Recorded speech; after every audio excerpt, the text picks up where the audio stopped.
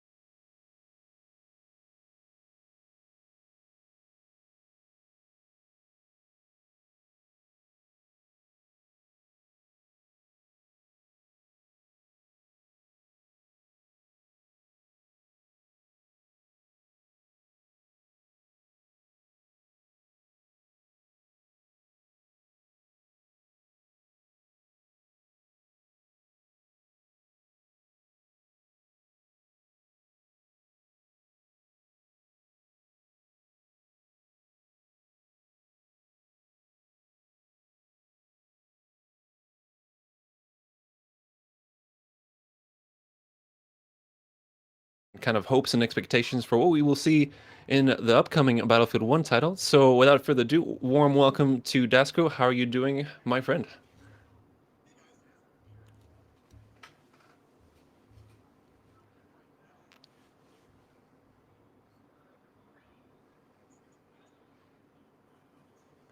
Looking forward to talking a little bit about spectator mode and what have you. Yeah, yeah. It's it's come a long way when you think about it over the last few years.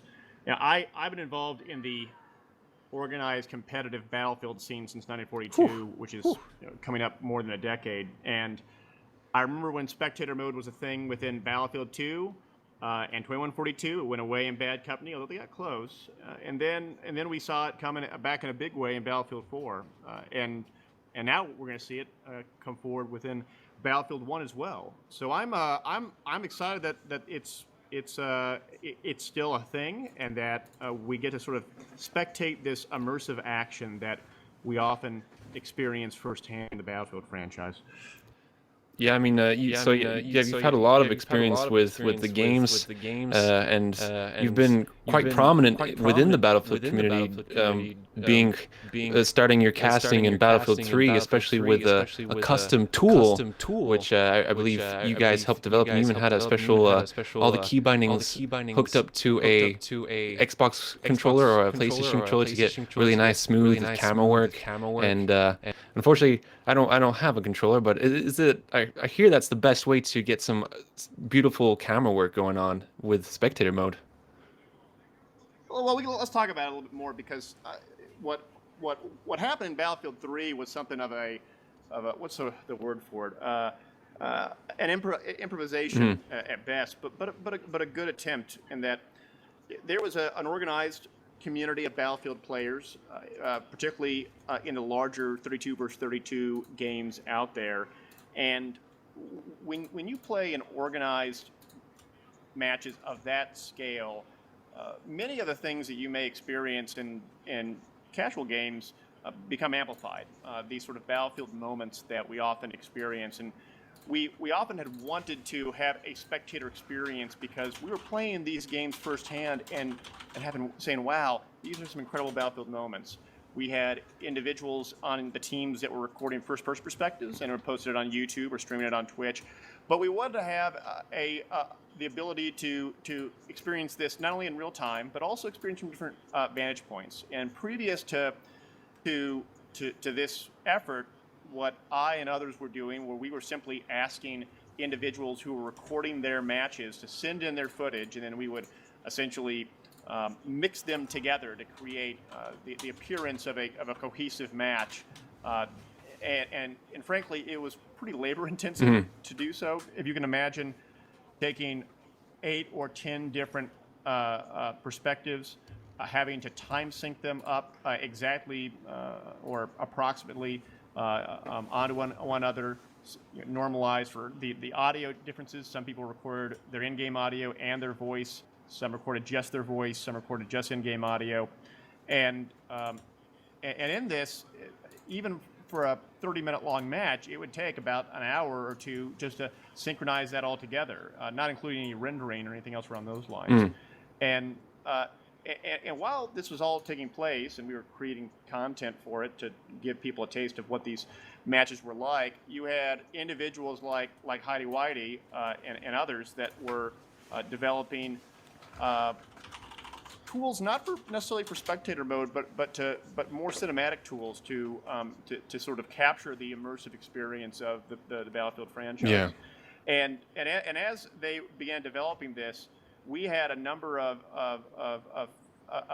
folks that were committed to the organized Battlefield community that had thought, could we take this capability that was created for cinematic purposes and modify it for a live spectator mode? Yeah. And now this all sounds quite grand, but in actuality, what it was we were taking essentially a spectator wall hack, if you will, where there was a glitch known with the MAV where you could exploit so that if you had the MAV up in the air and then you inject a certain command into the memory, it would essentially give you the ability to have a free cam that you could maneuver around accordingly.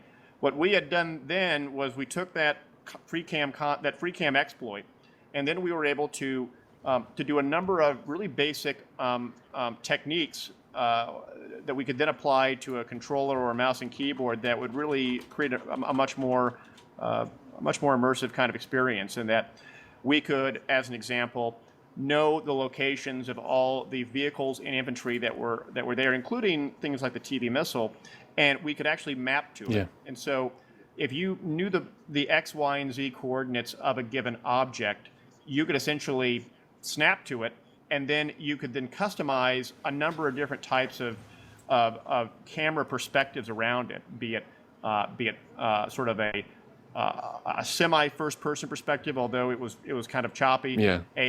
A behind the head third-person perspective, an orbiting third-person perspective, and some of these perspectives were so robust that even today with Battlefield 4 and Battlefield 1, they haven't fully leveraged those kinds of capabilities. I loved being able to orbit around a helicopter, as an example, pull a really, really high orbit around it. So think 150 to 200 meter radius around that helicopter. But then being able to control the position and orientation of my camera while maintaining that orbit, which means that even though that I'm orbiting like a celestial body around like a satellite around a celestial body, I could actually position my camera 180 degrees opposite of it while maintaining that orbit. And so if there was an enemy helicopter or aircraft that was coming in, I could actually simply move my mouse or my controller 180 degrees, see that enemy come in, and then pan to the celestial body that I was orbiting, which in this case was a helicopter, and capture this really immersive moment in a really easy-to-use interface.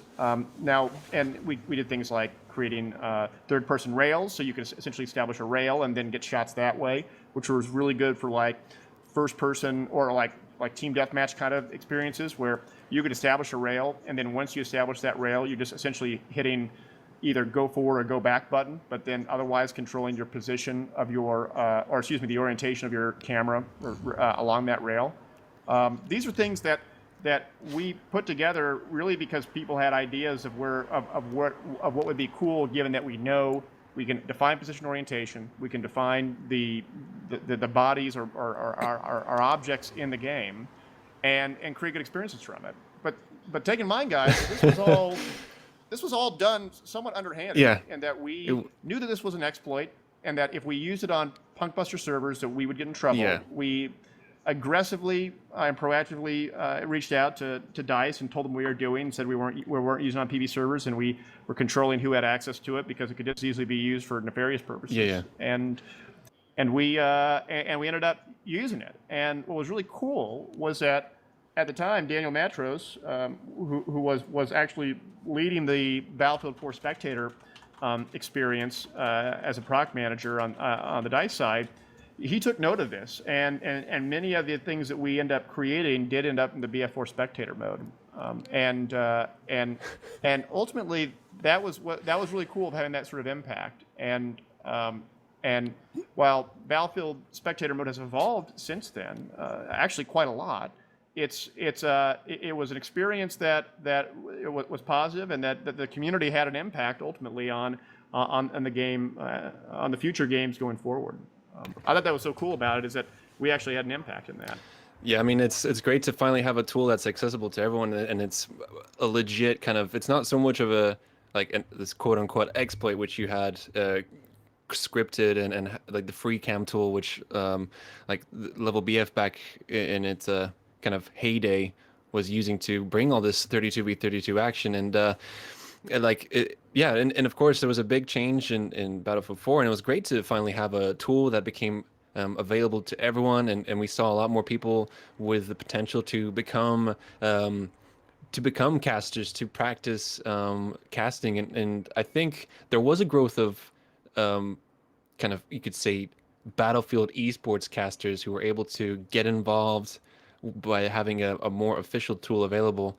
And with Battlefield 1 coming out, I mean, we did, personally, myself, when we saw the live event at EA Play in LA a couple of weeks ago, there wasn't really much of a kind of, we didn't get so much of an insight to see what the new casting tool looks like in Battlefield 4. We had some panning action, some smooth transitions going in, just to give a little overall view of the action. But all the first-person gameplay which was being shown was actually direct feed from the PCs, if I'm not mistaken. Yes. And another thing which that showed is, and the problem which we've had with Battlefield 4, for example, is the spectator mode doesn't provide us, the spectator and the viewer, an accurate representation of what the player sees. So we see them missing shots, but when on their screen they're actually getting hint markers. We see kills happening, kill messages happening a lot later than they actually have, or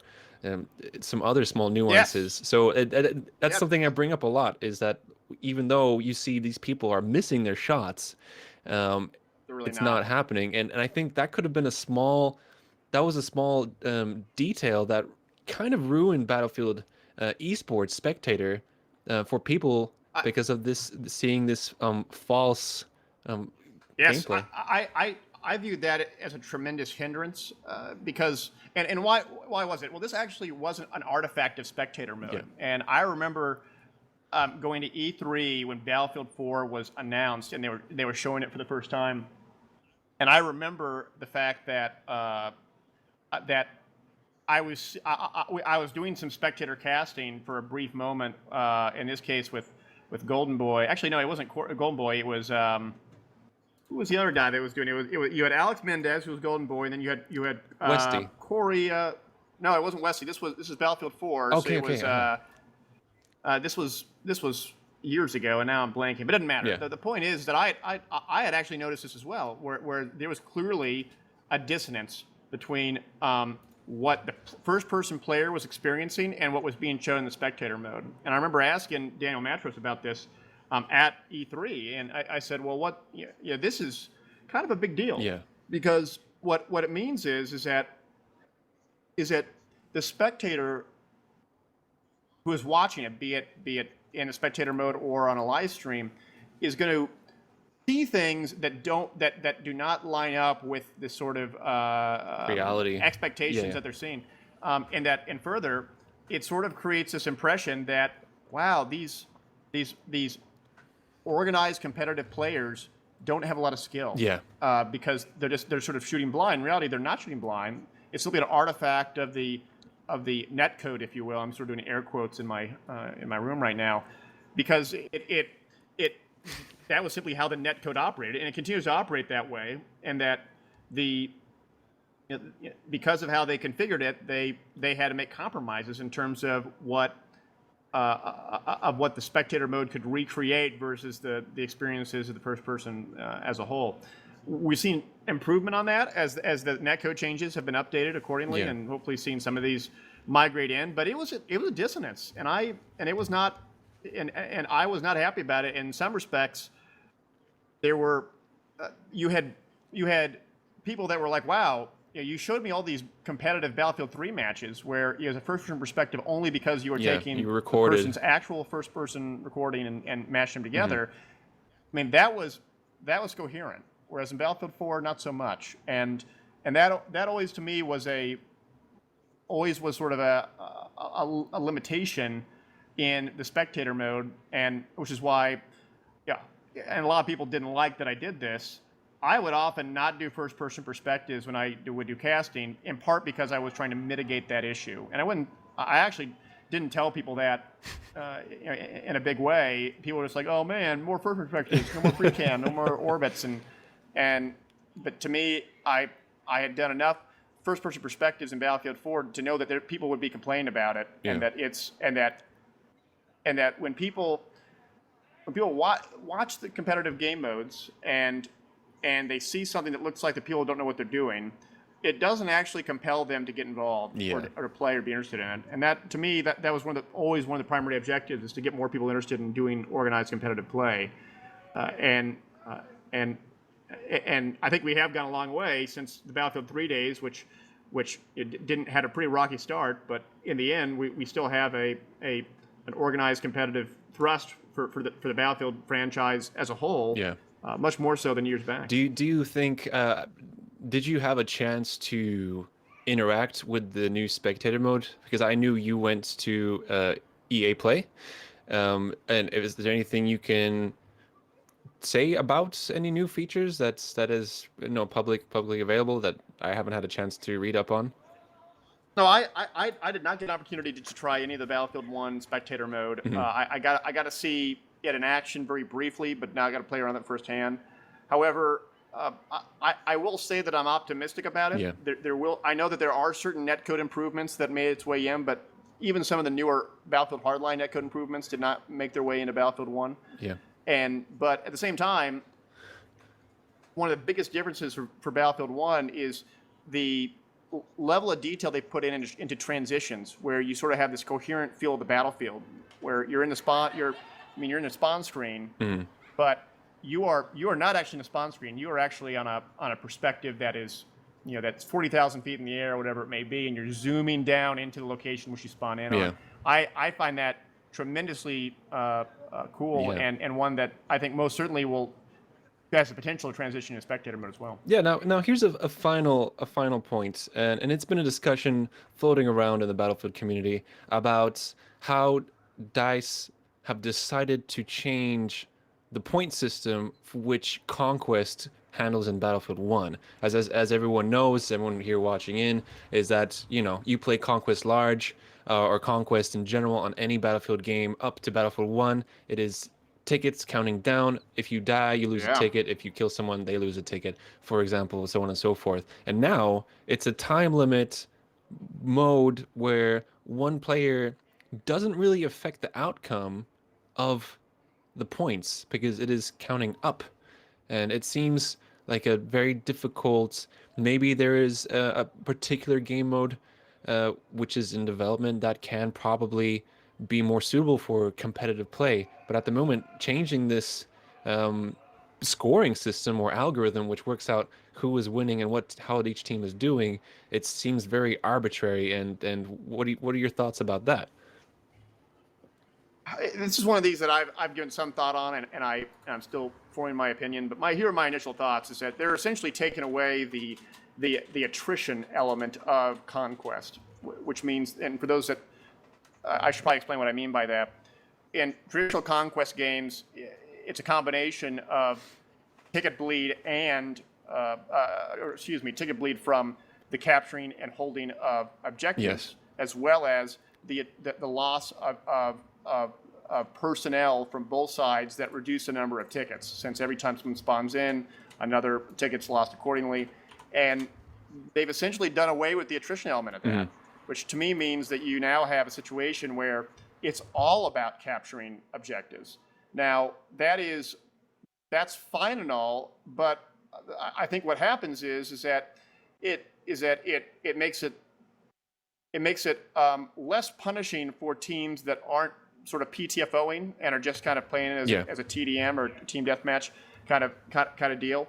But at the same time, if you have one or two squads that know what they're doing and that are highly mobile, then it creates a situation where they're just back capping all the time, and that you really don't get that sort of large experience that I think we would want to have, in these different game types.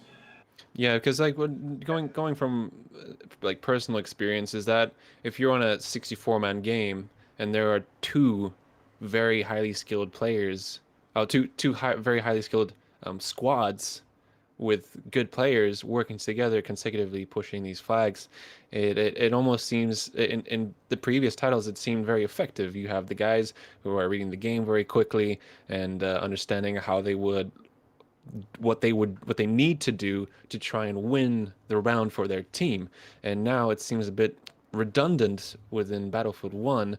And is it, yeah, how is, I wonder. Well, but there is one element to it that I think is important to emphasize, which some people have talked about already, but I'll sort of belabor right now, which is the capture point mechanism has changed in Battlefield 1. Okay. And so typically what you'll have is that you'll have a bunch of people fighting on the points, and then and you got to clear out those points in order to unlock to start capping it, and if you throw more bodies on it, you can capture it faster. Yeah, in this you have a situation where you're not spawning on your teammates nearly as fast, because if your teammates are taking any kind of fire or have taken any kind of fire over the last few seconds, you can't spawn on them. And further, even if you have 3 people on the point, if the other team has 6 or 7 people on the point, they will capture the point, and it will go in their favor. And then once that takes place, the enemy team can essentially spawn in on that point from various outside locations, which I don't know if you had noticed this, but the spawn locations for a given capture point in Battlefield 1 are all located outside the capture radius. And further, the capture radius itself is actually fairly small for the most part. There may only be 2 or 3 buildings, the very most they can capture in. And so it becomes very easy to sort of clear those buildings out. And so because of these sort of subtle changes, I feel like that it provides the team that can assemble more mass on a point an advantage, and which in my mind sort of breaks some of the stalemate you typically see in the attrition kind of construct that we typically see in Battlefield 4. Yeah, okay. Sorry to cut you off, Dusk, but we have a question here from good old Jevs, who I know you know very well, and he says, I disagree. Spawns reducing tickets has always been just an annoying side effect. I mean, the thing is that we see with organized competitive play that the attrition piece is an element of it, and that it for organized teams, you have some that can very easily manage that element, but by and large, the capturing and holding of a majority of points have usually been the case where that impact a vast majority of the tickets out there. But I think that until we actually see the game in a big way and how we experience it across multiple different types of levels, that the jury's still out. But the one thing that I've noticed that really kind of grinds my gears is that I've had a number of different experiences in Battlefield 1 where that the tickets are real close. And that it's 200 point objectives, and so each team's at 195, 196, and that you really can't easily tell who's going to win. And I've had a number of situations where it's 199, 199, and that one would think that one team won or another, and either becomes a draw or you end up losing. And that experience is not fun. I've had that more than once where I'm like, well, this is not intuitive. I don't see how we lost given the situation. And maybe it just requires a little more of an understanding of the algorithm behind that ticket system. But I feel like I've been gypped more than once, whereas when it's a countdown, you have a pretty good understanding of who's going to win or lose and how. And so in this respect, some of the the bleed element is more ambiguous and yet more important. Yeah, well, I think we're gonna wrap up the conversation and start. It's game time, yeah, right? Yeah, we're gonna do some game time stuff.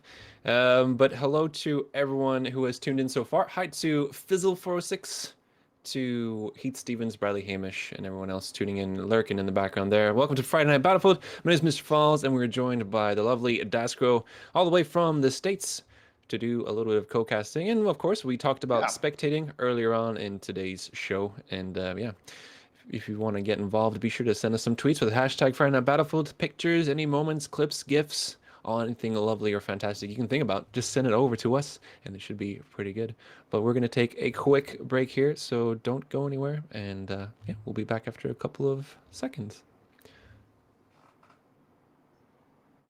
You're looking quite dapper, bud.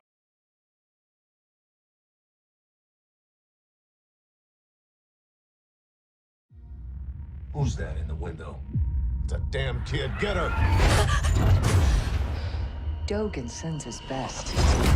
Enjoy your freedom.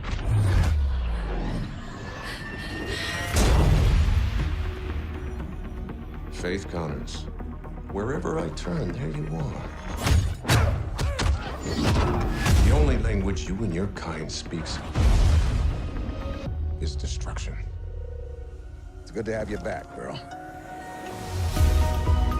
I heard some runner got out of juvie today. What are you gonna do next? I'm gonna run.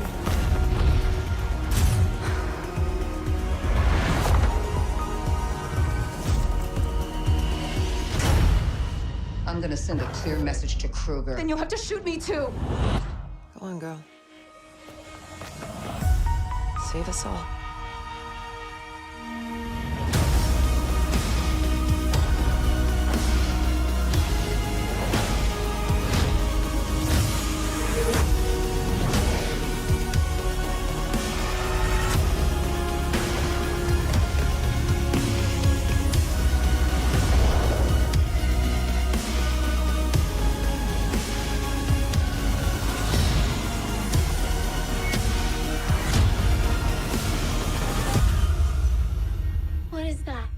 That is your future.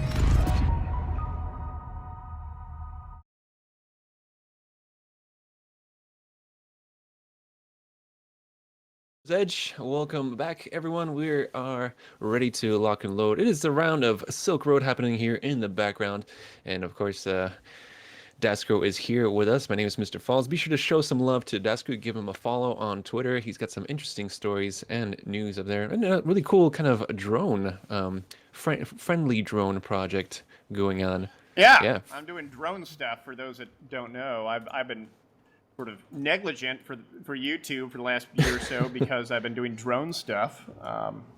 Check out my Twitter for more details. Let's go into the game. Yeah. What are you watching, Mr. Falls? I'm just making sure my audio is correct while we go into the game here, and I'm seeing a lot of action on Delta. On Delta, standard practice on Delta objective when we have all these people here trying to get that bomber for their team. But let's see here if I can just make this screen bigger and make sure the audio is coming through. It should be coming through. If the producer could give me a thumbs up if everything is going all right. All right. So, yeah. Bradley Harnish wants you to spec. Bradley Harnish. He is on. Well, let me see what team he's on. I don't see him. I don't see him. Where? Do you see him? Bradley Hamish. I don't see him. Wait, So, sorry. I think he wants us to specifically maybe fly one of your drones out to his house, and we'll spectate him. Oh, spec him yeah, that spec way? him that way. I think that's what he's saying. But yeah, I am seeing a C4 Jeep. Never mind. G4 Jeep's gone. That was BFB fan Dortmund. He had ended up dying, but looks like the blue team's really dominating right now with five capture points right now, and Foxtrot and Gulf both being contested. I mean, yeah, this is the. What's going on? It's the same kind of. It's this. I usually find it's the same story on this map. The U.S. team usually have the advantage. They have a good start, but I mean, because what happens is that the China team get bottlenecked into all these little alleyways or paths, and of course the tank getting taken out there, and the U.S. forces can stop any sort of push, which could potentially come in from the China side to get this objectives. But we have Pain Diller on the C4 Jeep. Oh, I saw that. That was good. Tasty little kill there. And taking out that mobile AA is always a good idea. If that mobile AA is in the right hands, it can dominate the aircraft that are in the air. Well, I think it's I'm not sure. I think there are no MAA actually. It was the standard LAV. That was not. No. Oh, I missaw it. Rodasco, you're rusty. I am rusty. But still. I am watching the River Sea, who is also C4 GP, and try to get a kill on the with the motorcycle, but going for another little kill here. Let's see if he can make it. Going against that tank. Oh. And nice job. I'll give him that. He killed himself, but he killed that vehicle, and that's what's important. But at the same time, there's another C4 Jeep going by Paindler again. It seems like that's the favorite thing to do on this map, Silk Road. I find it very difficult as an infantry to play this map. It's very vehicle. It feels like the Bandar Desert of Battlefield 4.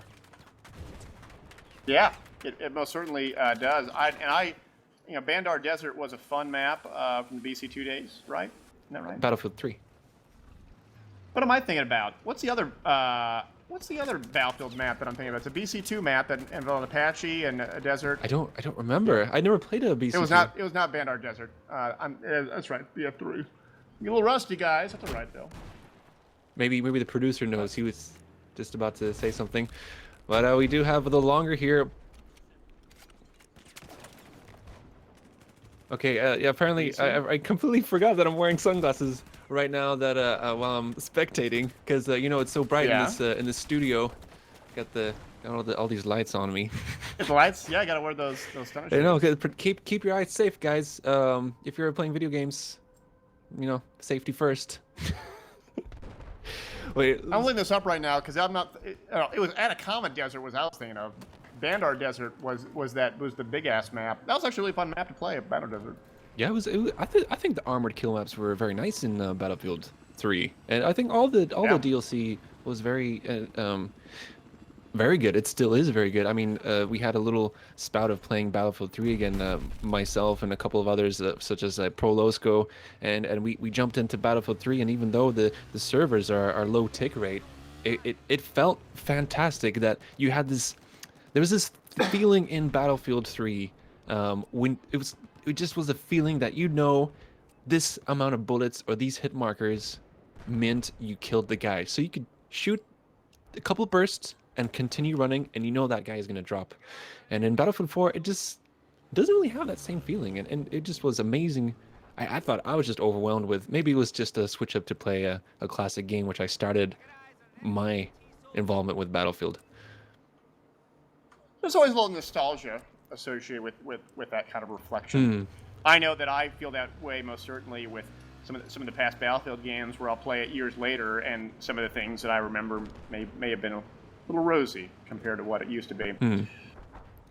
That's all right though. We are seeing a domination by U.S. like you predicted, although it does look as if the China team is pushing up on Foxtrot. 2 vehicles. We got, who's that? That's Scrub Master Whitney, and yes. Rocktox. Yeah, very good players. Rocktox is a regular here at Friday Night Battlefield, and Whitney is a part of the streamer and a part of the Battlefield stream team. Very good vehicle player. Currently playing for a team called Luftwaffles. I like that. And formerly played for ACX, Jev's old team, and has been doing quite well. A Norwegian tanker with a beautiful, majestic beard to protect him during this, this harsh desert conditions. Now you're growing a little beard as well, though, Mr. Paul. I got this designer stubble. I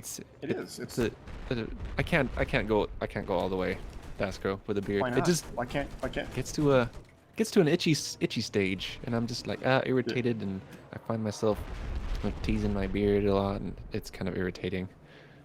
I don't know. Do you have a beard? Oh, no, I don't. But I've often thought, wouldn't it be cool if I grow out like a Battlefield 1 themed mustache? Ooh. That'd be cool, right? A little bit of a handlebar mustache with some mustache paste and shit. That'd be cool. That'd be pretty sweet. It'd be a weird contrast because I've grown out my hair quite a bit, and it's nearly down to my shoulders now, and so. You have a man bun and a mustache. I do have a man bun. A man bun. Dasco the man I bun. do that already. I do. And hello to Girolamude for tuning in onto the stream. How you guys doing? And Firebomb, of course, says hello. And he says, I've never seen this kind of Jeep. It has 2 wheels, like a bike, and has a motor. Oh, Firebomb trolling us. But 2 flag hold here for the China team. Not looking good for them as this huge domination of armor vehicles just ready to pounce on that Foxtrot objective. And we have a helicopter. Oh, Prolosco, speak of the devil, and he will appear. Rocking in that little bird, AJ6 little bird, just above Delta objective, getting a couple of kills there. Yeah, I'm watching him. I think what's so difficult on the China side in this respect is that when the U.S. side has these 5 points, they get so much more vehicles at their disposal because of it, and so it's very, very hard for China to break out. It requires really a lot more infantry to go anti-infantry. It requires the air vehicles to focus a lot more on ground pounding, and that's difficult.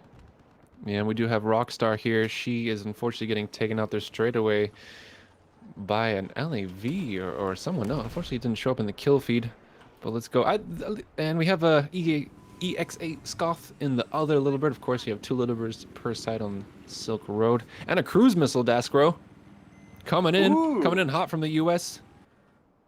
Not loving the third person, but it gets a hit there. Yeah, it does. But no kills.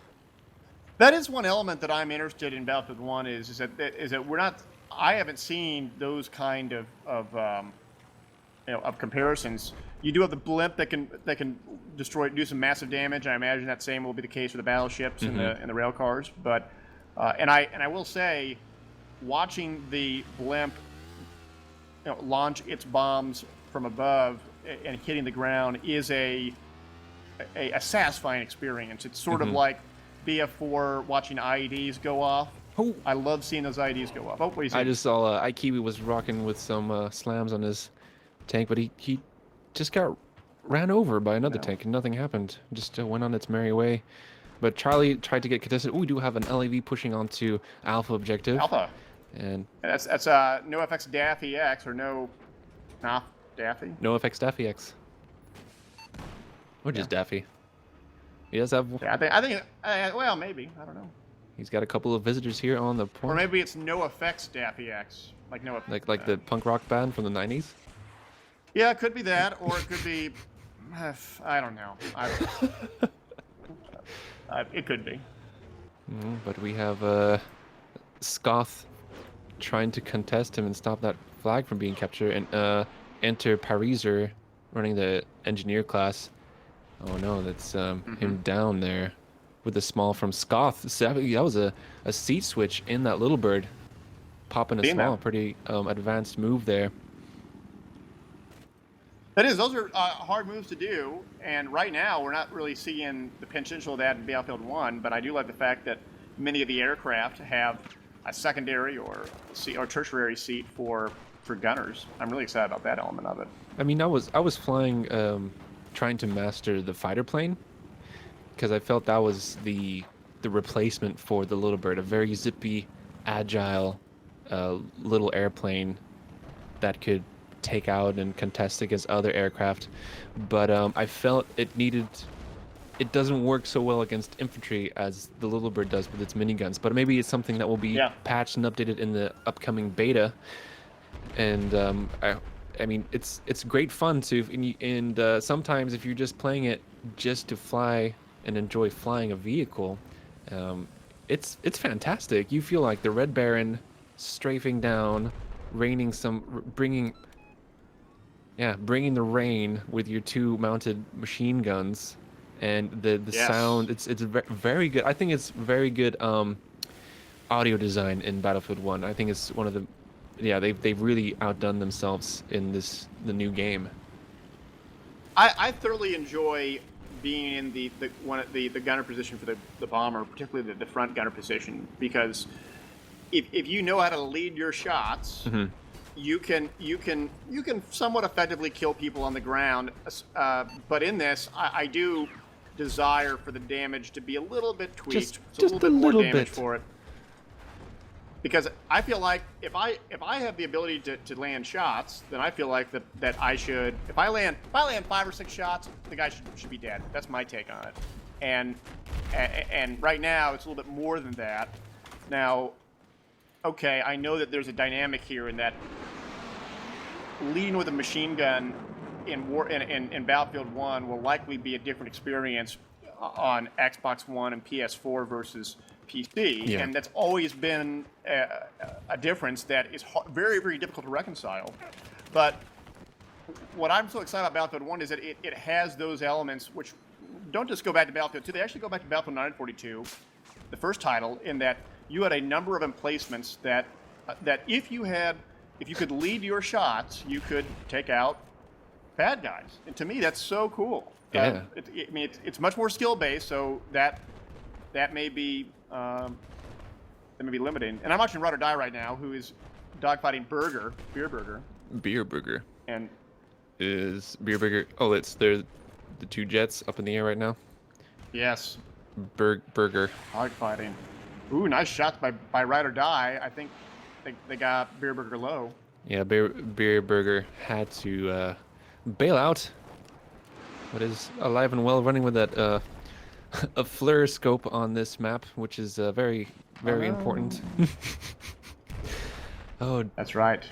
but I mean, 22 tickets remaining for the China team. It is not looking good at all for them, and it almost is a full cap, a little push going on to Charlie objective, but that situation was snuffed out relatively quickly with Zopster coming in with the armor, and then we had Bravo trying to be contested, but of course Losco was there with the little bird, able to take him out, and that's the end of the round. Silk Road, very difficult map to play and have a good balance on, but let's see what is up in the mix for the next round. But how is it going, guys? Welcome to Friday Night Battle. My name Battlefield. Don't forget the full title. My name is Mr. False. Welcome to the stream, and we are joined by Daskro. You having a good day? Hello, guys. I'm having a good day. This is always fun to watch. I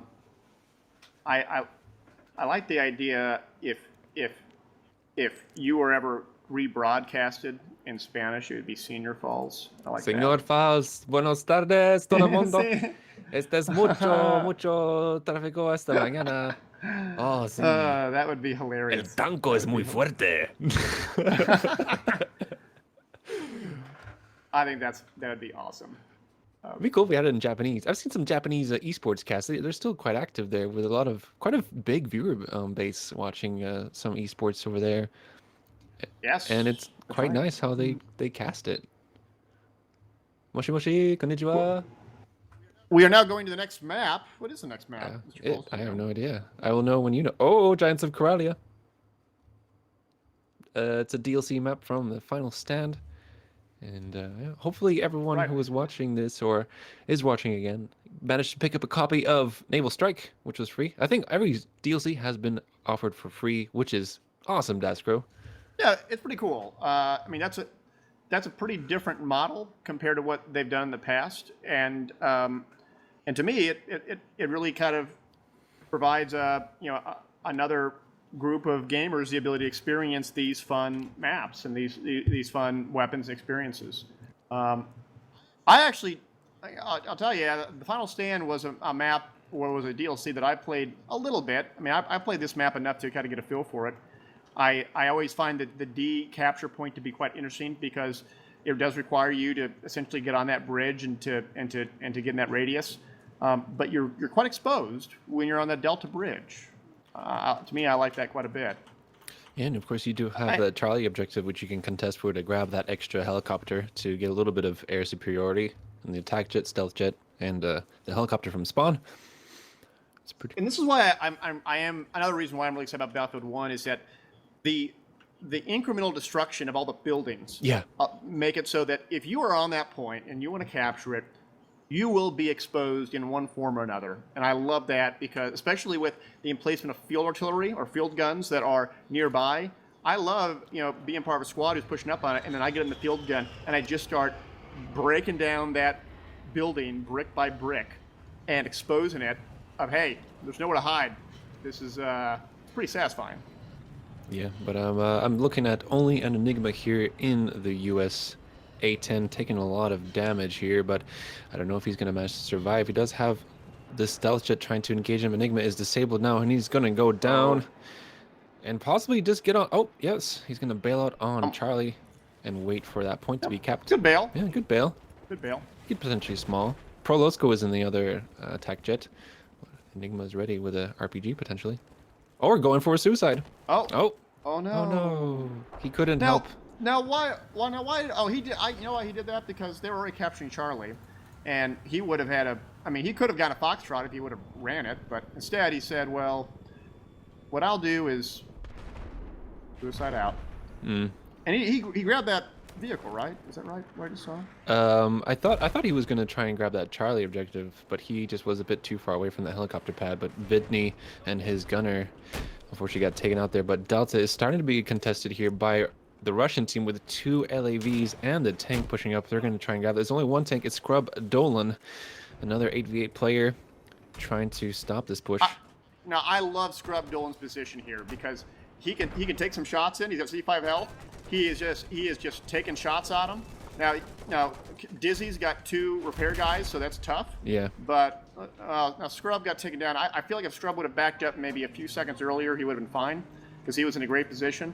But going against a tank with 2 repair guys is tough. Yeah. And that actually is another element of Battlefield 1 that is sort of interesting in that the whole idea of having a repair crew construct kind of has gone away because you're simply not an engineer class that has a repair tool by default. Yeah, it's a little bit frustrating when you spawn the driver class or pilot class, and you have to bail out of your vehicle if it's damaged, and it gets then you're stuck. I mean, in the alpha at least, you were stuck with the worst carbine known to mankind. You could do more damage if you threw a stone at someone, but I don't know if it. Well, and here's the thing: we know that there's a bunch of other unlocks. Yes. As we saw in there. Will any of the classes have a repair tool unlock? If it does, I'll find that I think that'll be quite fascinating if it does, because I think that will be significant in terms of changing the vehicle versus infantry dynamics. And it's difficult to steal because if you're not a driver, or if you don't find the driver's dead body, you cannot steal the vehicle. So I mean, I don't know if it's intentional to do this, but yeah. I'm having a look at Mr. Beans here in the Viper. Another regular here on Friday Night Battlefield. Usually runs with a shotgun, Dasco, but doing a little bit of damage here with the Hydras. Not running with Zuni, which is what I would prefer. A little bit more punch in the Zuni, but he's gonna bail out here. Now is he gonna hit the bridge? He's gonna get on the bridge. Yeah, he's trying. Yeah. Ooh, that was a good shot and nice job. Nice. Ooh, is he gonna? Oh, that could have been great. That could have been great. Yeah. That's all right, though. That's all right. He's still, I mean, he took out that vehicle, and that's a big deal. Yeah, well, the U.S. team trying to get that Echo objective in the clear. They met Lanky Soldier getting a kill there, and a little bit of an infantry push coming in from Delta onto Echo. I think they're kind of splitting up, going to Golf, and only one. Let's have a look at BBB Fan Dorman on Bravo objective. Has a couple of guests coming his way. It's only him to try and contest this objective. 2 on the point. The flag will obviously start burning towards the Russians. He manages to spot 1, takes him out, peeking around the corner. Not able to get the second kill there.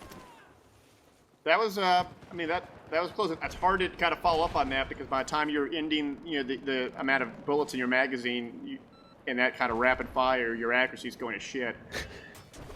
Yeah. It's tough. I mean, it's sort of spray and pray at that point.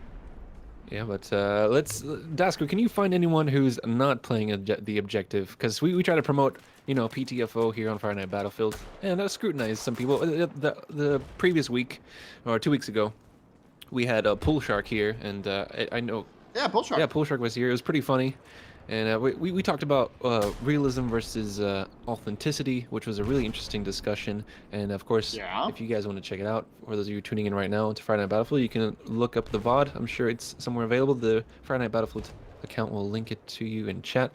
But we were talking about, there was a sniper on Dragon Valley 2015, the remake. And we were just amazed by the quote of the night from Polshrek was, who needs flags when you have a 40 times scope? But Mithril Gear 89 here is a sniper right next to this tank between Bravo and Golf, managing to get one headshot here, rocking the scout, the Gold Magnum, excuse me. I'm trying to get onto Optimus Turkey, but that grass render is being a nuisance.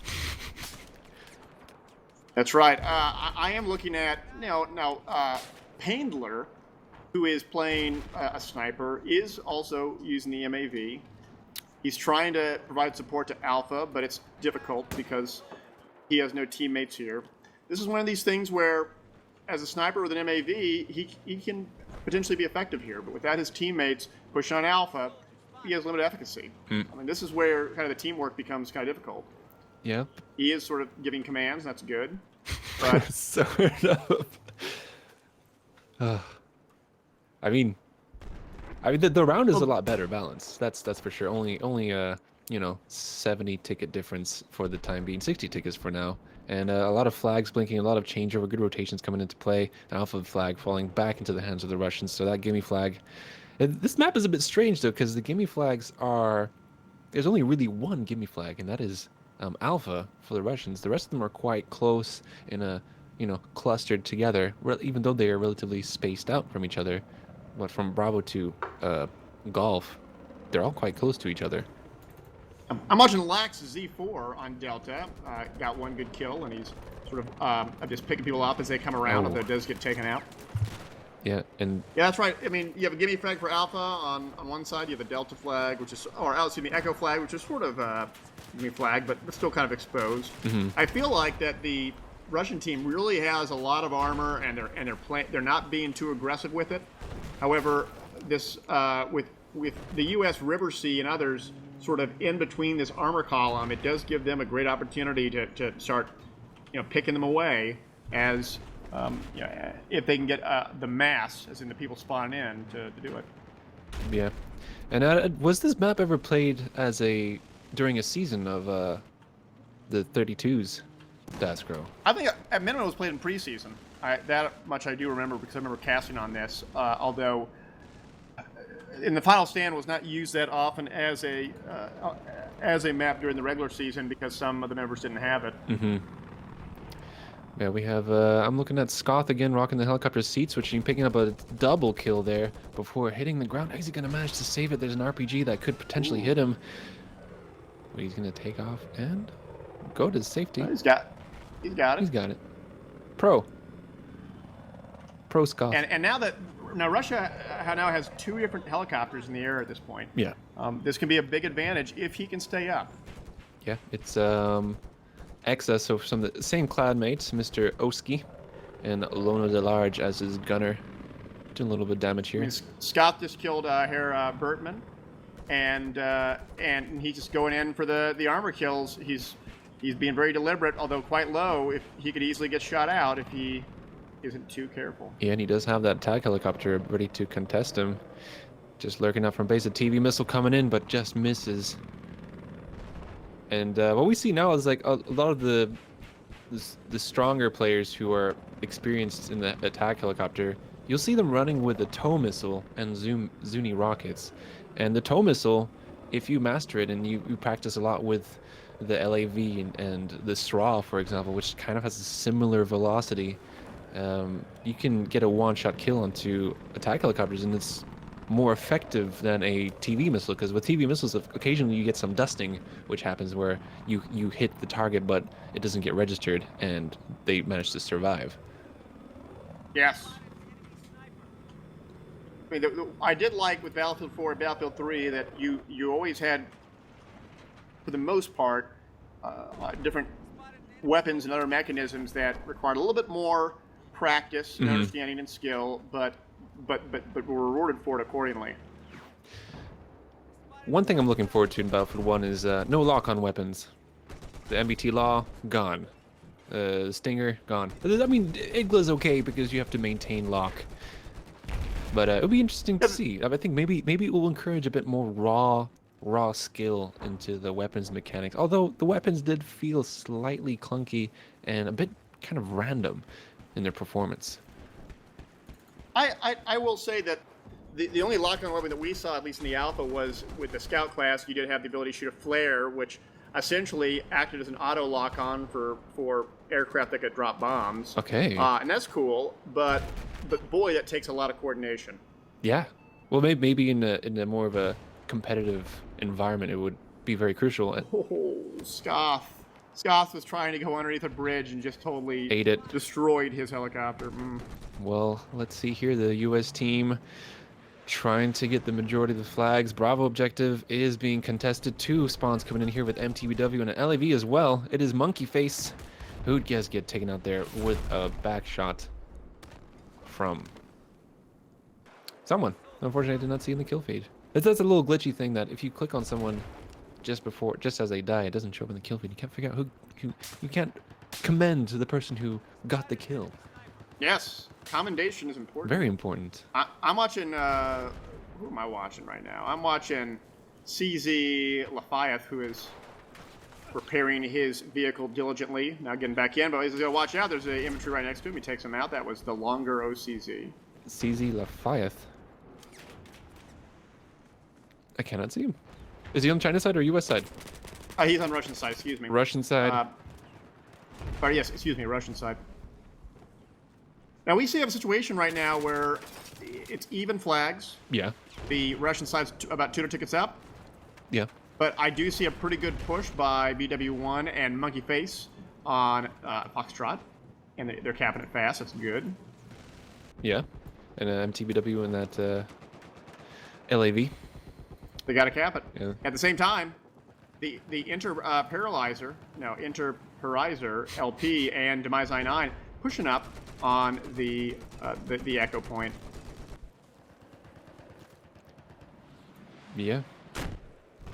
So yeah, it's going to be a little It is, turnover. and really the Russian, Russia's countering on Foxtrot hard while successfully capturing Echo.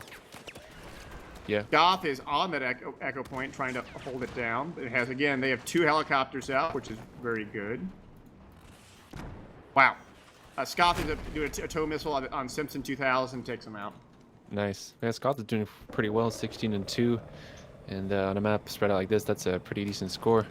Let's go into his cockpit, getting a little tow. Just misses that infantry right in front of him. He does have... And so the 2 boys are, well, in the same helicopter. Obviously, probably on some sort of comms. But look at all the kills coming in on the kill feed and the tow missile coming in. But the RPG takes him out. That was a good shot. Ooh, Lanky Soldier. GG. I'll give accommodation to Lanky Soldier. That was really well. That was really well done. Yeah, and if you don't know Lanky Soldier, he's known as the honest battlefielder, and I believe he was the one who. What does that mean? What does that mean? Yeah, I don't know. Honest He's honest about his thoughts. I am not sure. Oh, I know. Oh, Lanky Soldier has a YouTube channel. Yeah, I've seen some he does of his the videos. BF1 podcasts. Yeah, he's very. I mean, he has his opinions, but he gives them. He gives it to him straight. Mm-hmm. I'm looking at Losco here doing some damage in the jet, just missing those trees as he pulls up again to try another strafe run here. But yeah, usually we see. I'm watching Jamie Hard, 1989. He is on Bravo, going against Lobster on, who's also trying to fight the point on Russian side. Ends up trading. Was that trade? Maybe. It was a Havoc coming in. It was Lono DeLarge coming in, getting a kill on him, and now it's Stu I Am on Echo objective, trying to get this Echo Point back for the U.S. team. No spawns coming in. Oh, there is one. There's Zobster and his squad mate. Ooh. That was a frogfoot kill. Yeah, Losco. By Pro Losco. Yeah, that was good. One of the things I'm really looking forward to Battlefield 1 is that the explosions just look so rich and so beautiful. I know explosions are violent things, they're destruction, but they do have a certain beauty to them that is remarkable. Oh, Zobster coming in. Oh, he didn't get that shot, but he has one more. And the knife coming into the face, but the counter knife coming in as well. And he gets Optimus Turkey, gets some tags as well. GG there from Zobster. Zobstler. Man, Daskro, these names are tough. That's all right. I'm watching Mr. Oska taking out Mithril Gear. Mr. Who? Mr. Oska? Oski? O-S-K-E? Mr. Oh, Oska? yes, and the Helicopter. Yeah. With Scoth. Still rocking it, still staying alive. Doing a real good job keeping that going. And with over a 200 ticket lead, Russia is dominating now with a 4-cap hold, maybe even 5-cap. Yeah, that Charlie is blinking. There's a couple of infantry here on the point, but it's Dizzy Chameleon here trying to get into some cover. Notices some infantry coming in, but there was a double kill as they were just simply outnumbered. Scout and Oska end up getting shot with an Abrams. Ooh. And they're down. So we have, I've just been told that we have Alan Kurtz in Twitch chat. Well, we have Demise here in Twitch chat and in game. And in game. Or he was in game. He was in game. Where is he? Alan Hertz. He was Demise 99, and maybe he got kicked out. No, he's on Russian team. I last saw him with the mobile AA. Am I? We got a few dice people, don't we? I can't. We have a. Yeah, there's a couple. Let's look at the teams. We have Millie, who I believe is a QA for Dice LA. Very cool. So she's playing. She's joining in on the action. I managed to catch a little bit of her stream this morning as she was wrapping up her personal stream. And is there anyone else? So yeah, Demise 99's been involved in the Battlefield franchise for years now. He was. I don't know if he was the first American, but he was one of the first. He was most certainly one of the first few Americans that actually traveled, that moved to Sweden to work on developing the Battlefield games. Worked on Battlefield 3, worked on Battlefield 4. Yeah, he's worked on a bunch of. He's been working there for a while and has been actively involved in these events and others. What's his name in game? I'm struggling. Demise 99. Demise. Number 16 on RU. There we go. Demise 99. Dice. We found it. It's so difficult. All these little. I'm used to these small 8v8 games. Desco. All right. We got it. We got him. He's lurking here. We are seeing a turnaround though with the U.S. side. They've gotten Bravo, Delta, Echo. They're contesting Foxtrot and contesting Alpha as well with Rooster. Or Rox, excuse me, not Rooster. Rockstar. From Hacks. She is trying to capture Alpha. She's a very good vehicle player. And look at that My Little Pony action. Dice Demise actually corrects me. He says the first U.S. person was vehicle designer Patrick. I'm not going to even begin to pronounce that name. Oshognessy. Yeah. And hello to Stars UK. Thank you so much for tuning in. But it's a little recap here. This is Friday Night Battlefield, and my name is Mr. Falls. How you guys doing? Welcome to the stream. Be sure to get involved on Twitter with hashtag Friday Night Battlefield. And yes, yeah. So now the U.S. team has got a 4-cap hold, which is good. It means that they can get the bleed, but they are down by over 350 tickets, which is not. It's not too hard. I mean, it's possible. I've seen combats happening, but yeah, now that people can see me. Hello, everyone. My name is Mr. Falls. How you guys doing? Yeah. Once again, welcome to Friday Night Battlefield. Hope you're having a beautiful evening or morning or afternoon, wherever you are in the world, tuning in for a little bit of 64-player action. The server is full, and you can also join in on all sorts of platforms if you want to get involved and play with the devs, all the community members, Dice friends. Anyone who's anyone is playing Battlefield right now on Friday Night Battlefield. Look it up on PlayStation 4, Xbox One, and PC. And Dasko is here in the background. And I really wish you had your green screen. I would love to see your man bun. Yes, Patrick O'Shaughnessy is who that first American Sweden for Battlefield. Oh, do we have a little? We got some fun action going on. The Scrum Master's going against the little the flying MKV. Yeah. It's not looking so good for him. He's on 14 health. Is that going to be his demise? Oh, dear Lord. He got out of there. Just look at this big push from Charlie to Delta. Look at all the people pushing on RU side to it. They do not want to get. It's Cathbris here on top of the bridge, taking a little bit of damage. He gets taken out by Monkey Face, rocking on to the bridge. So Monkey Face is here for the only response from the U.S. team so far, and there's the LAV Gerda Blulu pushing up. Not able to spot any infantry now. Is on 47%, and 2-3 engineers can take him out very quickly. But he is putting up a big fight as he waits for the U.S. forces to get back into the game. But he gets taken out there by a Sraw from Nox the Nib from quite a far distance, actually. What Foxtrot is in U.S. control. They have a 4-flag hold, so they got the bleed in their favor at least. Jack Vossman Jorkin is on Bravo. As are you trying to push up against Bravo. They have three tanks there, and on Russian side push up against Bravo, but no one really contesting it. I mean, they can push it up right now if they want to. Yeah. Jack Vossman Jorkin. Now, her Bartman is trying to defend that Bravo point. It's going to be tough. But he's trying to hit some shots. No luck. Throws a grenade and... Uh-oh. Wow, nice try taking the tank out, though, by her Bartman. But he does get taken out. Oh, and the tank getting that... Mr. Beans with the small tank out to the Havoc coming in from the Russian base. Bravo is being contested. No, it is back into the U.S. team, but they have Zobstler here with a tank already taking 2 shots. Mr. Beans thinking fast, switching to that Cornet tow launcher, but the tags are going to be claimed by Monkey Face instead, and a tank stolen for the U.S. team as well. With demise, oh, just misses that small shot into the tank. Yeah, Mr. Beans going a little too fast in the reverse, ends up going down the mountain, but he's okay. He can come back at the mountain. Getting another miss on him. Ooh, a shot to the face. Monkey Face is his gunner, lobbing an incendiary, but they're out with a double kill for Zobster. Bravo will continue to be held by the U.S.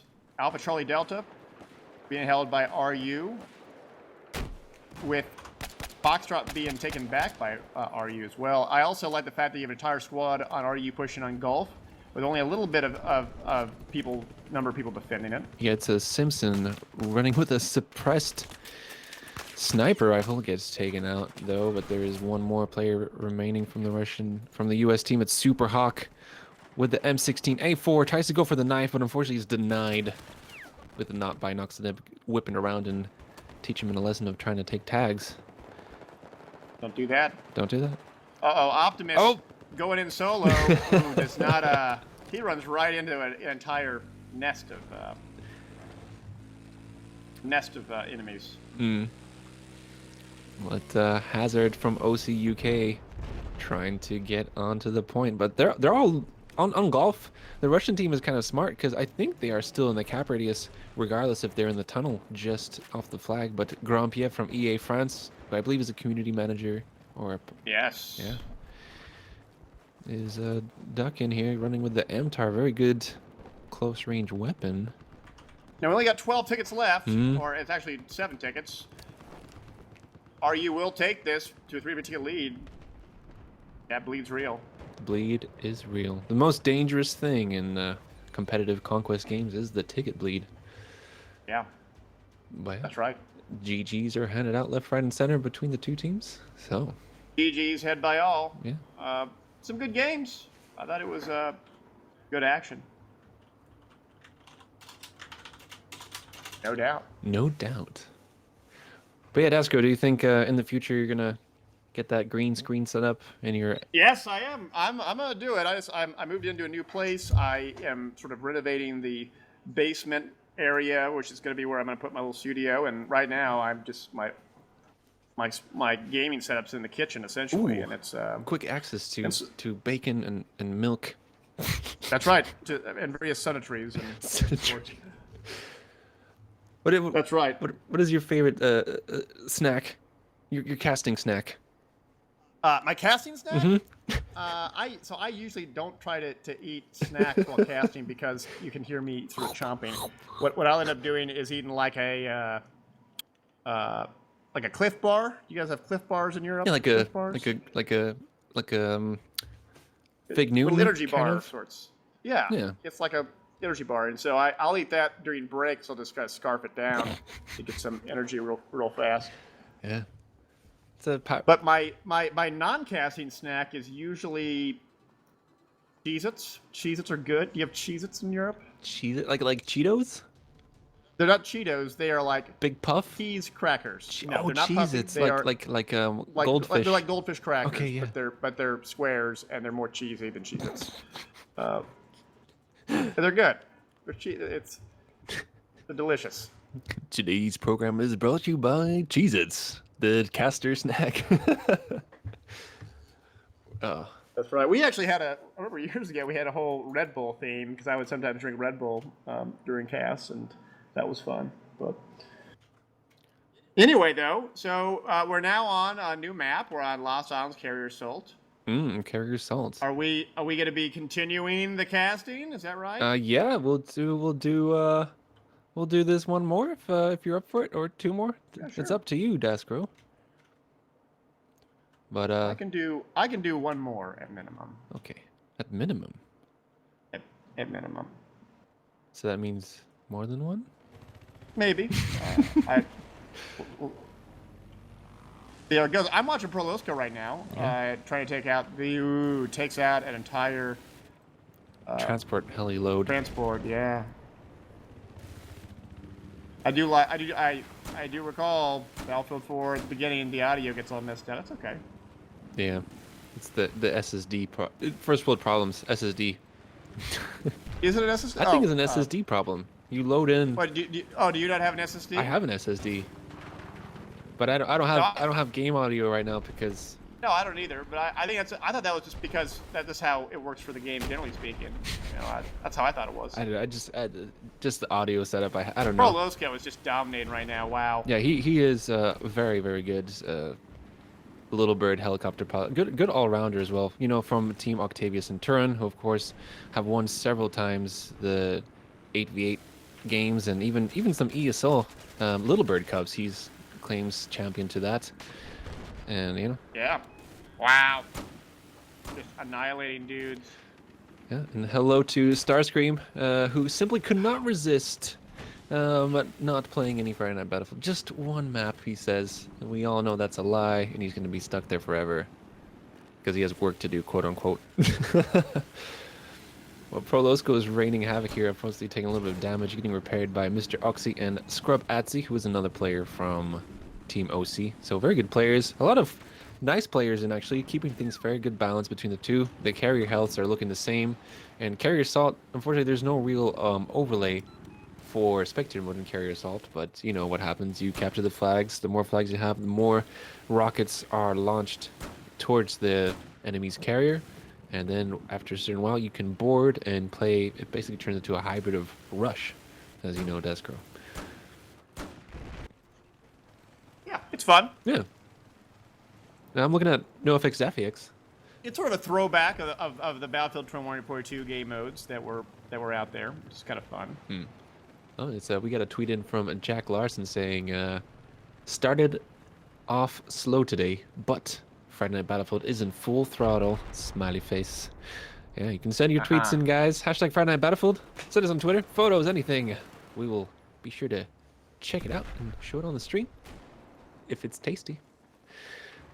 Like Cheez-Its next, Daskro. You know, No Cheez-Its right now. no Cheez-Its right now. No. No. No, You're unprepared today. No, I am drinking a beer. That helps.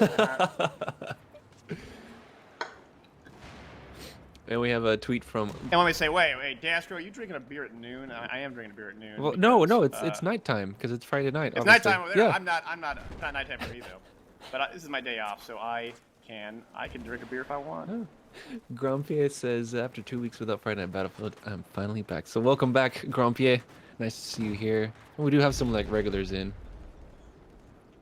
And Atsy says, It looks like Grizzle's gonna be joining us as well. yeah, he should be joining soon. I believe he starts in a minute or so.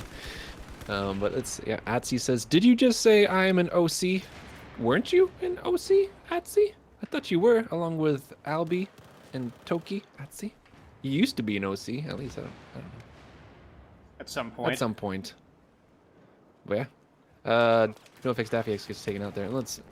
So what are you seeing, Dasco? What is going on your side of things? I'm watching Monkey Face in the boats. I'd like to see some boat action. He's just trying to find dudes to kill, and he is killing some dudes here and there. He sees a whole bunch in the on the what's that, Echo Point? Yeah, the plane which had John Locke, Jack Shepard, Sawyer from Lost. The Enterprise asks, is there going to be a Friday Night Battlefield for BF1 as well? I would assume so. Is that a good assumption? Yeah, I mean we're all, this is all like polishing up and getting ready for Battlefield 1, this Friday Night Battlefield. It's a great concept to hop in, play with devs, great community. You can also join the TeamSpeak if you want. And as for Hardline, to answer your question, Fizzle, we are working on something soon, but I am not sure how it will go down. But yeah, definitely. Oh, so Atsy played for Velocity and MKW. So I'm mistaken. My apologies, Atsy. Maybe you're just such a good player. I immediately assumed that you played for OC. But yep. Yes. Echo still being contested. We have 2 push. Krista Nerf, she's pushing up, gets taken out as soon as I click on her. And Winnipeg FPS with a ACOG sight on his sniper, or JGM 4 times. Going for a little swim. Got the speedos on, swim hat. Prolosco going 8. Yeah, I don't know how I feel about that. Of like if there was a Speedo skin, swimmers, be a bit weird. Yeah. I wonder if you can swim in Battlefield 1. And hello to Shady. How you doing? We don't know. We haven't experienced a water map yet. Yeah, I mean, could you imagine if you could like swim to the battleship and try and dock it and commandeer it? That'd be cool. Yeah. But I mean, right now, I'll say that China is sort of getting pushed back right now. They only have 1 point. Look at how fast Gulf is being taken back with Scoth hanging out there. yeah, and Ride or Die in the boat pushing up as well to, make things even more difficult for the Chinese team. Let's see, look at the carrier health, 58%. The Chinese carrier might open up soon. And then, it's a difficult situation. Prolosco with a quad kill, making a pentakill. Oh, wow. He is just murdering people. Unstoppable. Right. He is, I mean, he's just clearing them up. It's nothing to scoff at. Oh, but he's getting so close to, he's hugging that water. Yeah, and jumping out to lose the spotting there so he can continue wreaking havoc. This is, what is his kill streak right now? He is 32-1. Oh, dear Lord. Holy. Prolosco. Look at that. He's just, oh no. Is he out there? Oh, he's not someone else. No, the tree. No. Oh, wow. I'll give him that. We get a little clap. I'll give him a clap. I'll give him some clap for that. That was good. Hats off to you, Prolosco. What was that? 34. That was a good step. And you'll notice that, let's see, the carrier health, we have the Chinese carrier at 48. We have the U.S. at 71. The Chinese did capture Charlie Point, which is good. Mm-hmm. They need to cap something. We have 1 push here onto Echo. These missiles are still engaging. Lanky Soldier is just AFK, has 2 bodies right in front of him, tries to get the spray on, gets 1 kill with that hip fire. He's gonna, has time to reload. No pressure on him right now. He does have 1 infantry right behind him. Does he manage to spot him? And he gets taken out there by Hazard. And potato aiming. Seems to be everyone's... Yeah, no. What's that? Potato aiming? Potato aiming is called potato aiming. There's a tremendous number of bodies on Delta right now. You have 3 China folks on D, which is Shipwreck, holding it down, but you do have a number of U.S. defenders holding various positions, like Ghost Two-Hand, trying to get some pot shots. I'm gonna lob a grenade. Is it a Kobe? Oh, it's an incendiary grenade. Maybe some hit markers. Oh! Kid Boo asks, is this a famous server filled with famous people? Well, I don't know about that, but it's a server that everyone can join and play, right? That's good. Yeah, anyone. This is a famous server. It's even more famous with you here, Dascro. Nah. No, I wouldn't say that, but I am watching Winnipeg, who is in the MAV, sort of trying to get an MAV kill, maybe. Maybe. He's cruising. The China carrier is open for taking now. It's the road it kill. is open. Oh, he missed. And out of battery. And who is there on the blue side? That pushing up onto the MCOM. we have Mr. a number Beans? of folks there. The Pronoto? Pronado? Dead. He's dead. Oh. They're all dead. Going to Stas 7B, who is swimming inside. Let's see. I'm looking at Mr. Oski on top of the carrier, trying to push in, lobbing a couple grenades, and let's see if he manages to survive. And now it becomes quite a difficult game, but with the U.S. forces throwing so many bodies, so many infantry and the assets onto. I love Loto Del Large is in a boat and is just peppering that entrance, giving his folks some opportunity just to push in. Yeah, sorry, Dasker. I'm just having some issues here on my side with my gameplay getting sent. It should be okay now. Okay, that's all right. Yeah, that's right. Let's just roll with it. We'll roll with it. I'm looking at who is that? I'm looking at Cathbris, who is on the top. He's U.S. on the top of the point. Does see a few guys as well as some C4 that needs to be blown up. It does get taken out. They need that. The carrier health is only at 30% for China, 67% for U.S. And yeah. And you'll notice that U.S. has dominated all the points. This has now become a carrier battle. Yeah, and I think a lot of people forget that, I mean, the Chinese team are throwing all their resources to protect that one MCOM, and they could quite simply try and cap the other points just back on the map to try and get the missiles, but the U.S. have a full cap of all the objectives. There's only one person, that's a lanky soldier trying to cap this Delta point, has only one person to contest against, it's Poyap, but we do have a little squad bomb coming in onto Echo as well, and I think they could begin to cap this and potentially open up the U.S. carrier and throw the U.S. team on the back foot. But it's just a sheer presence of U.S. infantry on this point right now. And I'm looking at Grizzle BF, actually, who is in the game, getting a couple kills, doing some good groundwork, making sure everyone stays down. Oh, but he's going to get knifed. Oh, he gets saved as well. Oh, no. Oh, he survived. Oh, dear. Yep. Grizzle is here and is fighting it out. He has the Magnum out. Not as good as the Battlefield 3 Magnum. He's just hiding. He's just waiting. Now, the carrier health's only 20% for China, so it's going to start to go down fast.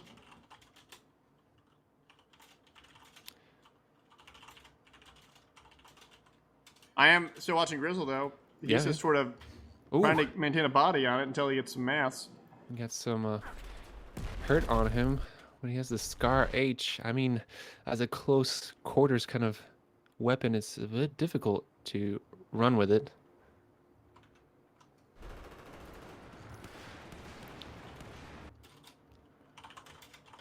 But I apologize for the stuttering coming in. That is... Grizzle does a great job killing another two as the door opens up. And it's all right. It's a little stutter. Sometimes it happens. I think it's just OBS being a little finicky. Finicky. That's the right word. It's not. Yeah, ladies and gentlemen, I apologize. We can actually. I believe they have one more MCOM to defend, but I can restart. We're gonna take a little quick 15-second break here. I'm gonna restart the game stream, and we'll get right back into it. So don't go anywhere. Yeah, stay tuned.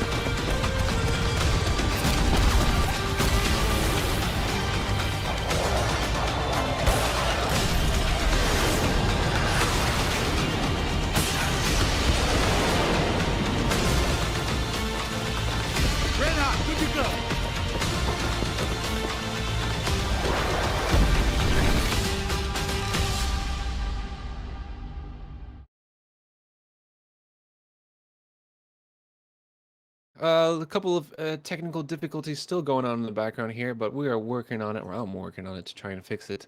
But we are just unfortunately getting a couple of frame drops here and there with OBS not picking up everything as it should. But don't worry about it. We should get it soon. Unfortunately, the China team did lose that round, which was on in the background. And the U.S. team are on fire, especially with Prolosco dominating the helicopter, making sure that they capture those objectives.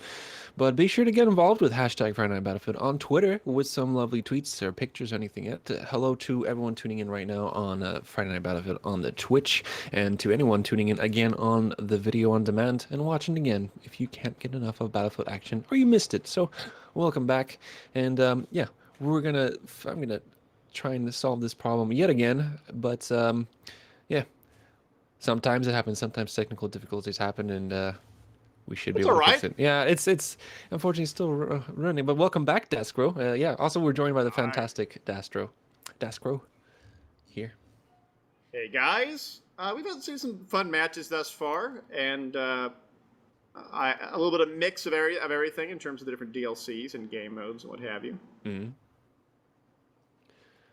What do we go into next? What do we got? What is the map in the next round here? It could be a chaos round. I'm not sure. Chaos round. Ooh, Zamagrary. I actually, I have not played this that often, actually. So I'm actually be intrigued to see what this looks like.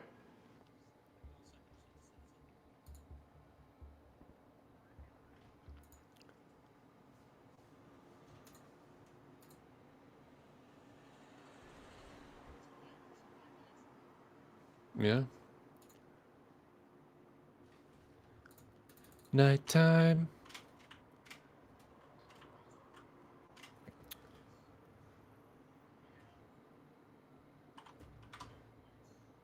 Yeah, same as the standard, but there's no no mobile AA and no scout helicopter on this map. Well, this version of Zava 311 with the graveyard shit.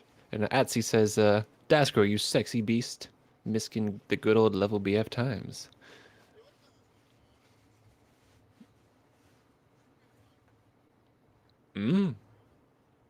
Yeah, for sure.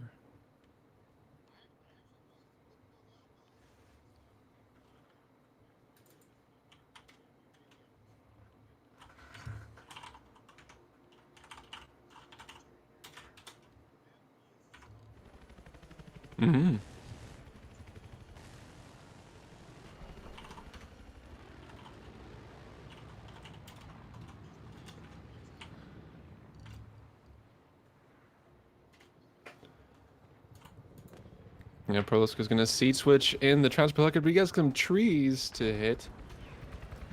Oh no.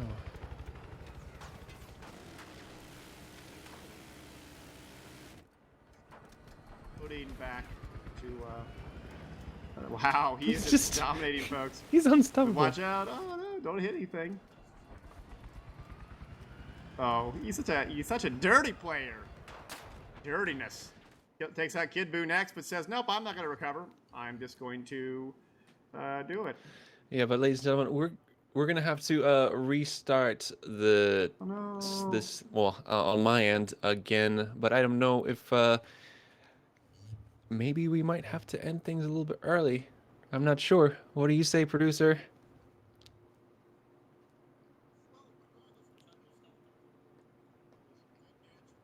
Well, I mean, you know what? I'll tell you what, Daskro. We're going to take a quick break. I'm going to restart and get back into it. And then hopefully that should have the problem solved. But I am just dropping frames left, right, and center like it's a rich man being a philanthropist and making it rain at a strip club. Yeah. I try to, you know, come up with some original metaphors or, analogies. Yeah, so don't go anywhere. Stay tuned for more Friday Night Battlefield after a little break.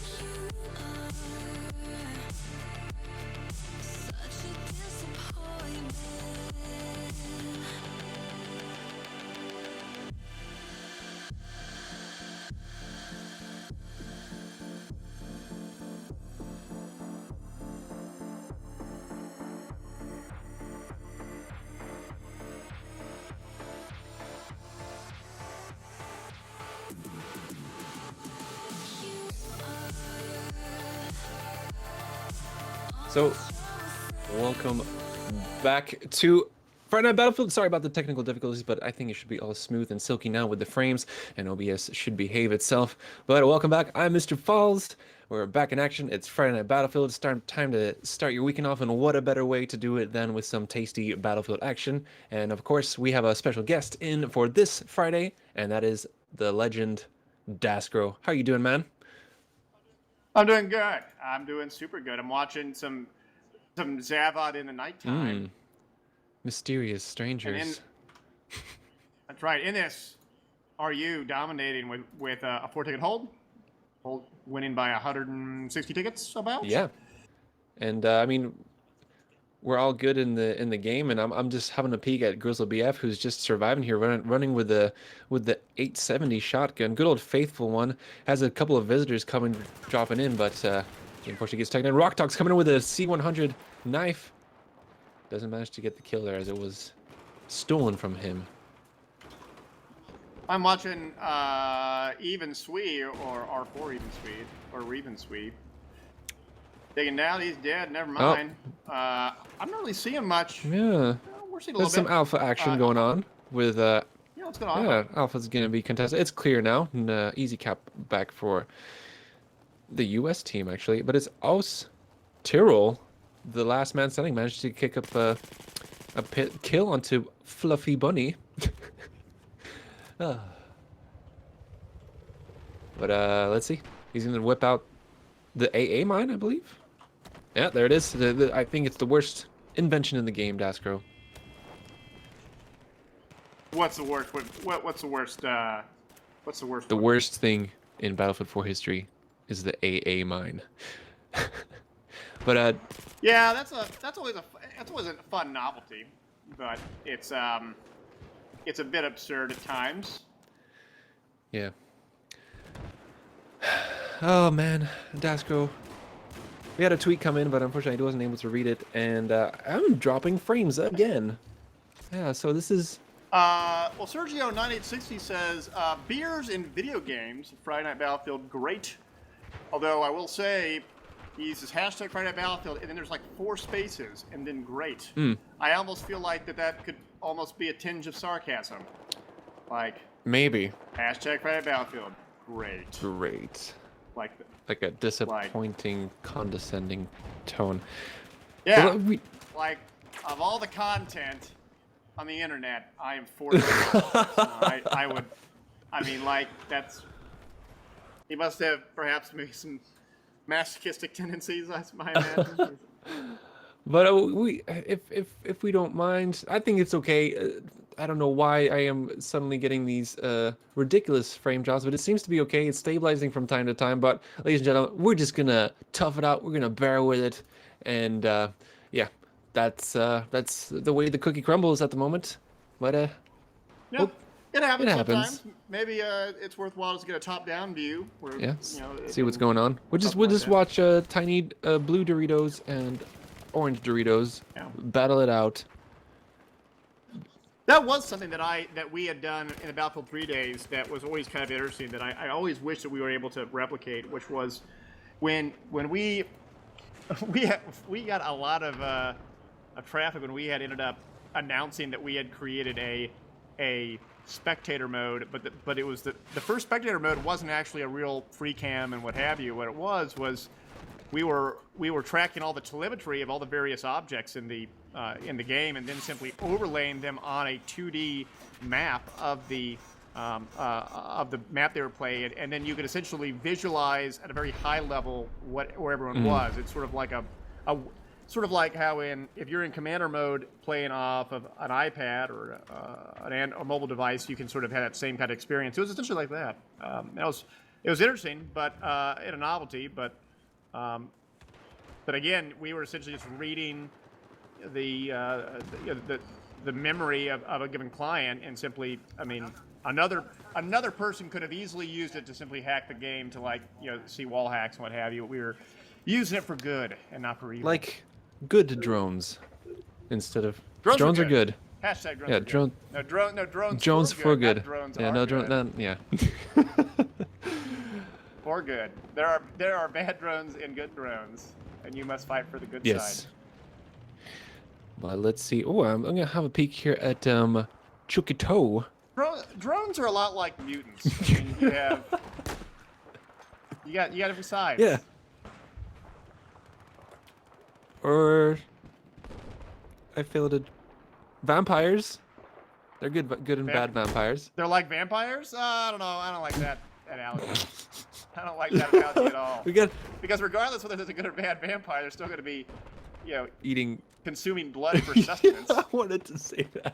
And there's very few examples in which I can think that's a net positive thing. I mean, maybe.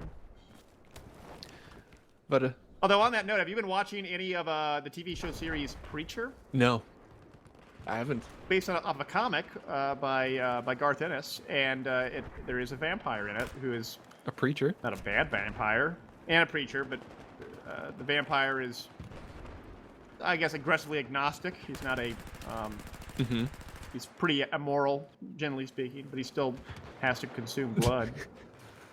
He doesn't. I mean, it's very as a matter of fact. It's not like it's a plot theme or anything like that. It's just who he is. He just happens to, be a priest and consume blood and be a vampire.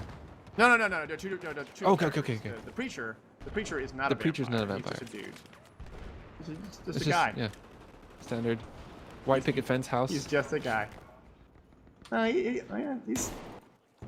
got problems. We all got problems, Everyone, right? yeah. I mean, everyone's got problems. I mean, like me, for example, with my frames dropping. Yeah. I don't know if consuming, blood for sustenance is the same level of problems that compared to drop frames for casting a video game. But that's okay. Yeah, it's a suitable comparison. I am watching Spongy it looks like SpongeBob, but he's just going support. He's just throwing lots of bullets at people using the night vision scope. Oh, he's getting blinded by the he's getting blinded, the laser sight. Getting dazzled. And of course, there's a lot of people in this server rocking the dice camo, and as you know, the dice camo renders you invisible, except for your firearm, to infrared and thermal optics, which is a pretty, cheeky thing. It's a nice addition. Pierce Brosnan tried to get on the game, but he couldn't, so he's in spectator mode with us, just watching and saying hello. I love Spongy Jump Bob is just annihilating people in all the most dastardly places. These are good positions. I like these positions. I mean, he's underneath the train. He sees people easily. I mean, this is what night vision does. Is, in a nighttime environment, is that you can see people and they can't see you easily. I mean, he's rocking that. It's a MG4.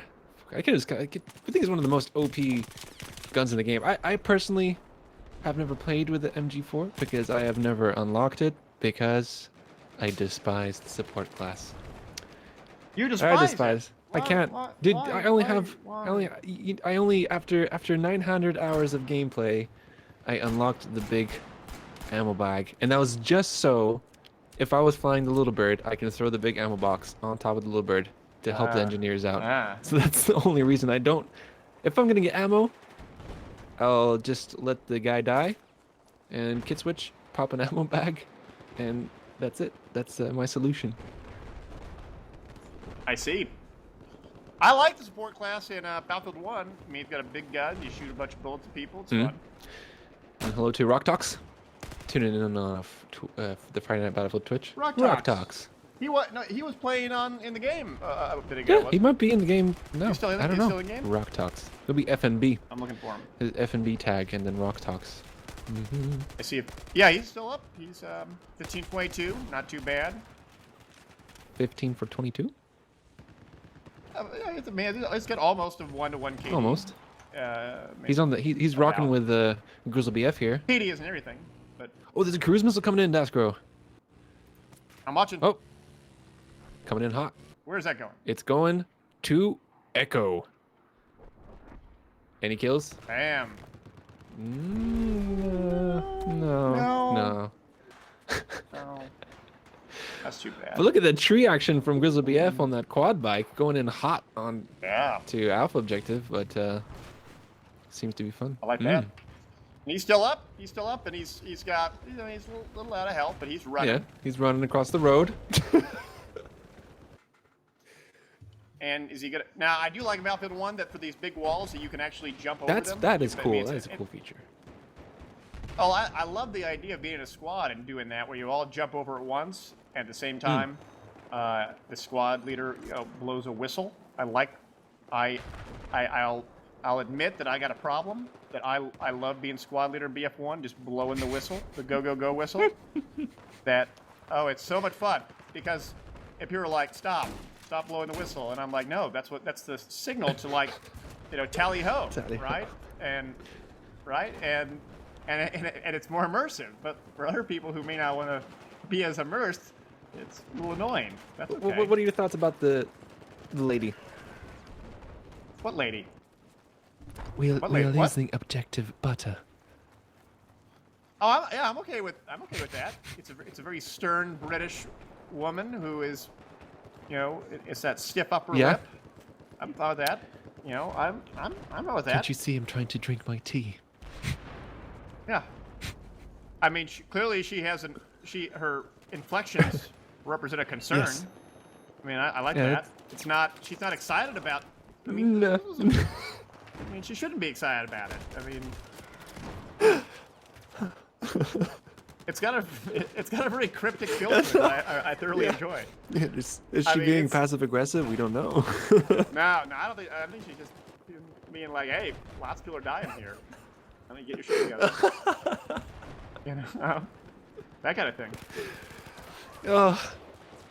If you actually listen to like some of the commentary that some of the in-game characters get when you capture certain objectives, I mean, it's brutal. Like especially when you're sort of doing hand-to-hand melee combat and people are just grunting and screaming, and there's a desperation in it. Oh, it's so immersive. Yeah, but I'm having a look at normal. Dave pushing up onto Charlie objective has a lot of enemies right in front of him, but he just managed to zip on through. With a Rock Talk trying to go in for the knife, he's going to go for the counter knife, and he gets the tags there, grabbing some dice friend tags before the tornado comes in with a defib kill. That's a suitable punishment as well. I'm watching Starscream, who just ended up killing Lieutenant Hammer but killing himself at the same time.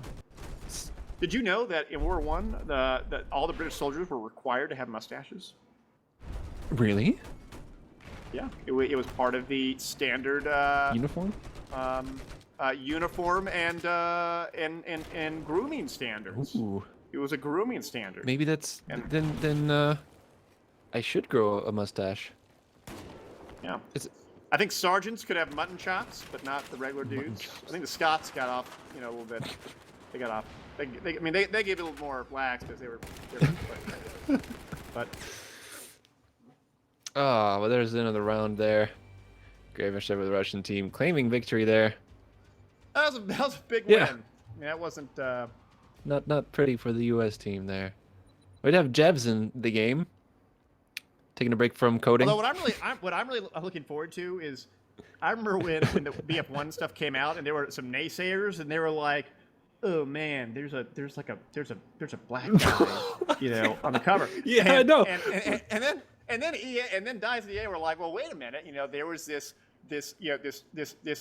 troop of unit that came from Harlem, and here's their backstory. Everyone's like, oh wow, I learned something. Yeah. And they're gonna do it again because I already saw people in chat like, oh man, why are there black guys on the German side? Well, in World War I, Germany had colonies in Africa. Yeah. And had brought and had actually recruited, the entire battalions from which is modern day Angola essentially to fight, on the Western Front. And people don't think about it because they go, it's a bunch of white dudes all fine, but it wasn't. And that's what I think is so cool about it. And they're gonna pull that because there's gonna be these commentators about how. They're trying to be all about diversity in Battlefield 1. We're like, no, this is actually what it was, as a matter of fact. Oh. I love those gotchas because I think it's like putting people in their place so they don't know what they're talking about. Yeah, but I love that. We got Starscream UK saying good night, saying yoinks a little bit. Yeah, Starscream, who is one of the EA community guys. I think he's a Answer HQ guy. I'm not sure. Yeah. Battlelog playing, Moderator. Excuse Starscream. me. Battlelog Moderator. Yes. And good night, man. Thank you so much for jumping in on the action. And everyone else can jump in. It's still going on. Friday Night Battlefield. Search on the servers on PlayStation, Xbox, and PC, of course. And send us your tweets if you want to. I think I just lost a brief connection there, but it's fine. We're fine. It's fine. It's all good. Now I know Battlefield wants to take liberties with certain things. I mean, there's a number of guns already in the closed alpha that were either prototypes or novelties or weren't really fielded in a big way, but that's okay. I mean, even like we saw SpongeBob, using the LSAT or the MG4 or whatever it was, which uses a caseless ammunition. Well, that's not a real gun. It never was put in any kind of real production.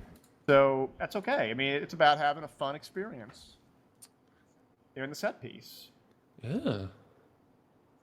That's what I like about it. Lumpini Garden. Lumpini? Yeah. Lumpini Garden. Lumpini. Lumpini? I do like the evolution. Lumpy Gardens. Someone in the in-game chat saying Lumpy Gardens. There's a lot of tickets for the 1600s. Wow. But I think the Shady Giz and MTBW who are currently watching on Twitch are trying to do Commander 1v1. But unfortunately, MTBW is not able to join in and be in the slot. Well, yeah, Shady Giz is in there. One spot available. And relatively still good. Nice and full server. And this is a good map. Good infantry based. Some fighting. We haven't seen Battlefield 1 flamethrowers yet. I want to see them flamethrowers. It would be fun. Yeah. If you get caught in the incendiary grenade, there's a really cool like animation, like you're on fire and you have like the ember glow. Yeah, and you scream. Yeah, you scream. Ah! Because you're in pain. You're in a lot of realistic. pain. But I did notice something weird though. If you burn to death, and then someone like revives with a syringe. With a syringe, you will revive, but you're like a charred corpse that can walk around. Really? Like you? Oh yeah. Like I mean, your entire uniform's black, like charred black. I did not notice this. I mean, it. Maybe it's just a glitch, but I noticed it, and it was a little freaky. I've seen this British soldier in all black. It was almost like some kind of like what am I thinking about? Like H.P. Lovecraft kind of deal of like, the Black Menace comes back from the dead. Shock you, like that kind of thing. I think, Dasco, we're going to be heading into the Chaos Round. Oh, Chaos Round. Tell us about Chaos Round is chaos.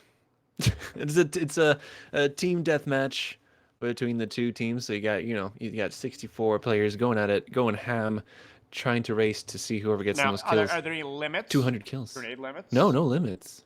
Everything goes. No limits. No grenades. No all weapons. All weapons are go. And no commander mode. No commander mode. What weapon or what novelty weapon or novelty gadget do you think we're going to see the most on here? Maybe a UCAV. Pokeballs. Yeah. Or Pokeballs? Pokeballs. So we have the Chaos Round. It's up there on the screen. Chaos Round. We should have the guy from voiced Duke Nukem to. He's still around. Just ask him. Excuse us. Could you do the voiceover for Chaos Round? He'd probably. I'm guessing he would probably charge us for it. That's okay. I like to watch the starts here, Dasco. It's just a pool of blue versus red. Of dudes. Yeah. Here they come. It's like a marathon. There is a UCAV. It's a Suave normal. They're gonna go for one roadkill, 2 kills. Getting first blood there. This is an absurd round. Yeah, let's see. Look at all these dudes. There's so many of them. Oh man. Grizzle BF is going. He has the shotgun out. Getting blinded by the light. They're missing both shots and gets taken out there. Almost a knife kill coming into play, but he manages to get taken out before they could grab those tasty tags off of him. And I'm looking at Przyjrze, which is Przyjrze. I think it's a Polish name for stay alive or survive. Przyjrze. But he's not doing much. So let's go back into the action here. We have one Ollie. Ollie is PC King, rocking the MTAR. I'm watching Ollie. Ollie has a good flank, but he's got to get some picks. And he's no success.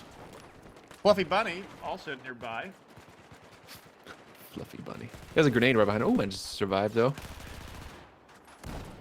A UCAV. Now, is Chaos Round something that you guys kind of just came Yeah, up we with, just or is it... just to mess with people in the server, see what happens, get some knife kills in. But I think the U.S. team are having a much better presence here, kind of squeezing the Russians into this, like, just to take cover behind that little building. Oh yeah, that's right. Fierce Brosnan is in as well. Watching him, he's just by that building, dropping some support. He has the LMG, lobbing a flashbang. And maybe he will be able to push up. There he is. They're off. The cavalry is going to be pushing up onto the, well, no objective. One kill, getting us, oh, almost making it a double. Taking out Ollie as PC King. The kill goal's 200, and it's actually pretty even right now. It's 30 to 30, although U.S. is having a little bit more success. Shake. Oh, geez, a moth just flew in. Into my studio. Oh no! I think a lot of flies are actually flying in because of that really bright softbox. What do you not have like? Do you have your windows? Yeah, open or it's something? pretty hot. It gets pretty hot with the PC. Wait, and you don't have any like insect screens to like keep the insects out? No. Is that a thing? Yeah. It's Sweden. I mean, like an insect screen. No. Some people have it. We don't have it. Wait. They're not that expensive. Yeah. I mean, they're easy to install. I'll just spray myself with off some DDT. That sounds like such an unnecessary precaution. alternative. Stay away, moths. I've got off. Yeah. I'm gonna spray myself down with insecticide instead of buying a screen. I'll stop giving you shit, but it's 60-60 right now. It's actually pretty even kills. Yeah. 63-63. Although, what is this? Is that a little EOD bot. EOD bot? Yeah, I can't manage to click on it. Trying to get there. I can't. It's I got too it. hard. It's DSA Sugar Daddy. Going in for some repair tool kills. Struggling to. The biggest obstacle right now is the stairs. I think. No. Oh, come on. We believe in you, DSA Sugar Daddy. Brian. Oh, he's outside. One small step for man, destroying that trash can. He's a little bit disorientated. And he's going for it.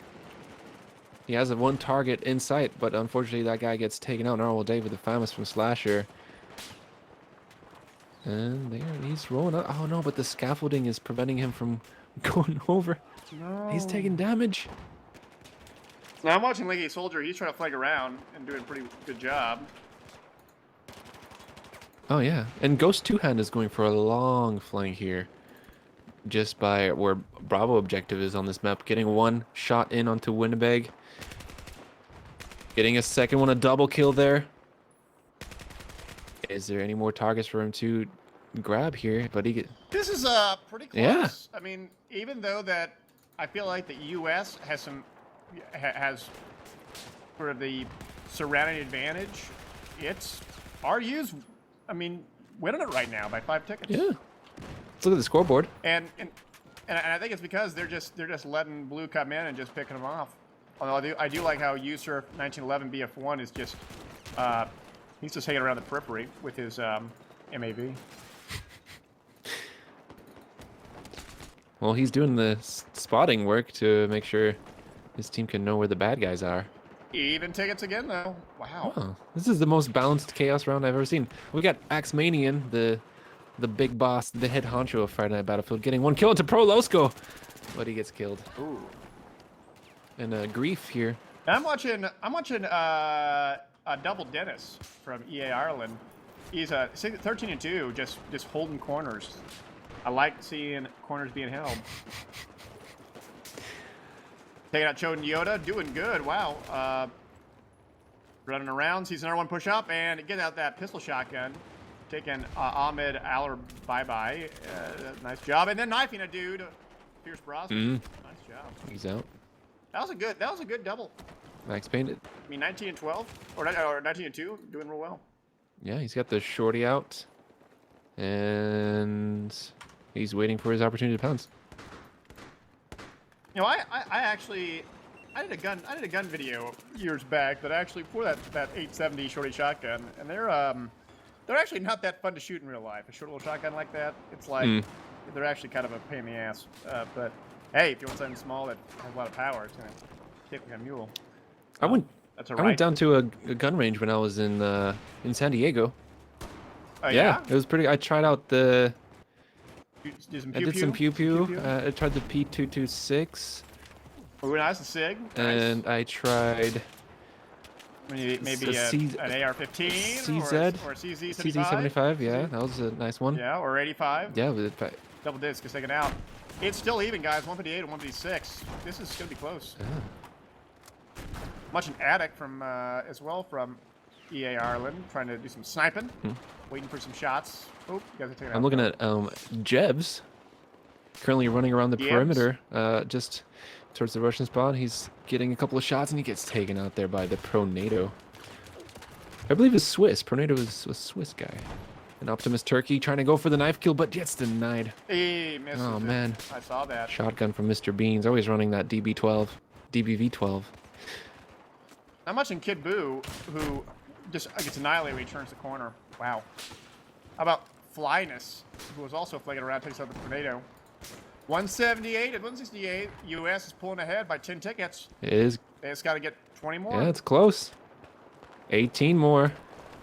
RU need to step up their game here, but Flyness gets knifed there by Winnipeg. I really like that they included the bipod knife from Battlefield Friends into the game. I think that's a nice thing. Yeah, it is. It is very nice. Well, let's see. All right, 9 more kills by U.S. and they got this. Yeah. Do you have a little flank coming from Atmid Alarbi and Drizzle with the Magnum is just wrecking. Oh my God, he's wrecking. where is Grizzle? He's 12-0, 13-0 13-0. right now. Oh, there it is. Wow. U.S. team. That's game. GG.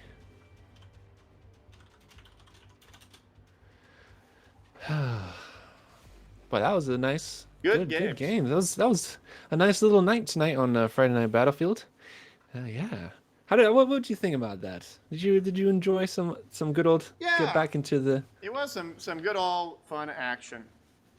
It was a lot of fun. We'll do it again sometime, and especially when Battlefield 1 gets closer, when the beta comes out, whenever that is. It'll be soon, hopefully. Yeah. But I guess we can start to wrap things up. Here I am at the submarine on Wavebreaker. I really like all the monitors right above me here. It's, I like that. it's pretty sexy. Good job to the producer, to Red Spider, doing all the production work in the UK, which is pretty cool how we do Friday Night Battlefield. I send my footage to him. He makes it look all fancy, pushes all the tweets. And you got a bunch of monitors. Oh, yeah. That's cool. Yeah, I got some monitors in front of me. It's better than the previous desk, even though it was a beautiful sisal oak. I do like the level BF desk. That's a great desk with the grenades on the side there and the AK-47. Just yeah, that was goofy, but that was good. yeah, I still use it. Still use it on other streams. But yeah, guys, thank you so much for tuning in on Friday Night Battlefield. Thank you to everyone who has been watching and supporting the stream, and to everyone who has showed love and support. And thank you for all the tweets which have been coming in. Be sure to catch us next week. Well, we will probably have another.